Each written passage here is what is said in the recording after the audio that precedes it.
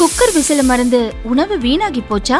இனி அந்த கவலையே வேண்டாம். வழங்குகிறோம் உலகின் முதல் விசில் கவுண்டர் குக்கர், புதிய அல்ட்ரா குரோனோ.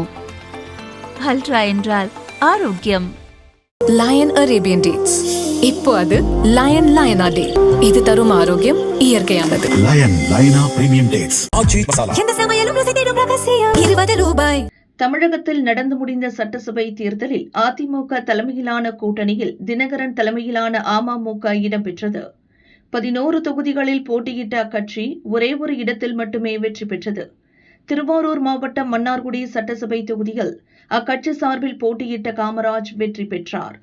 தேர்தலில் தமிழக வெற்றிக் கழகம் அதிக இடங்களில் வெற்றி பெற்ற நிலையில் அக்கட்சி ஆட்சி அமைக்க காமராஜ் ஆதரவு தெரிவித்தார். அமமுக பொதுச் செயலர் தினகரனின் அனுமதி பெறாமல் தன்னிச்சையாகவே தாவேகாவுக்கு ஆதரவு தெரிவித்த நிலையில் தன் கட்சி எம்எல்ஏ காமராஜை தாவேக விலைக்கு வாங்கிவிட்டதாக தினகரன் குற்றம் சாட்டினார். கட்சி தலைமை உத்தரவை மீறி தாவேகாவுக்கு ஆதரவு அளித்ததால் அவரை எம்எல்ஏ பதவியிலிருந்து தகுதி நீக்கம் செய்ய வேண்டும் என கோரி அமமுக சார்பில் சபாநாயகர் பிரபாகரிடம் கடிதமும் அளிக்கப்பட்டது. இந்த சூழலில் எம்எல்ஏ காமராஜ் தனியார் டிவிக்கு அளித்த பேட்டியில் கூறியிருப்பதாவது: பெரும்பான்மை எம்எல்ஏக்கள் யாரிடம் உள்ளனரோ அவர்களிடம்தான் கட்சி இருக்கிறது. மேற்கு வங்கத்தில் மம்தாவுக்கு என்ன நடந்ததோ அதேதான் இங்கேயும் நடக்கும்.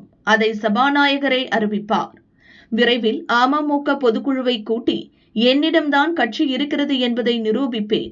தினகரனை நம்பி வந்த 18 எம்எல்ஏக்கள் தற்போது தெருவில் நிற்கின்றனர். கடைசியாக நடந்த அமமுக பொதுக்குழு கூட்டத்தை நானும் சிலரும் சேர்ந்துதான் நடத்தினோம். பொதுக்குழு கூட்டம் கூட நடத்த முடியாதவர் கட்சி நடத்த முடியுமா? என்னிடம்தான் கட்சி இருக்கிறது என காமராஜ் கூறியுள்ளார். எம்எல்ஏ காமராஜின் பேட்டி அமமுக பொதுச் செயலர் தினகரனையும் அக்கட்சியினரையும் கடும் அதிர்ச்சியில் ஆழ்த்தியுள்ளது.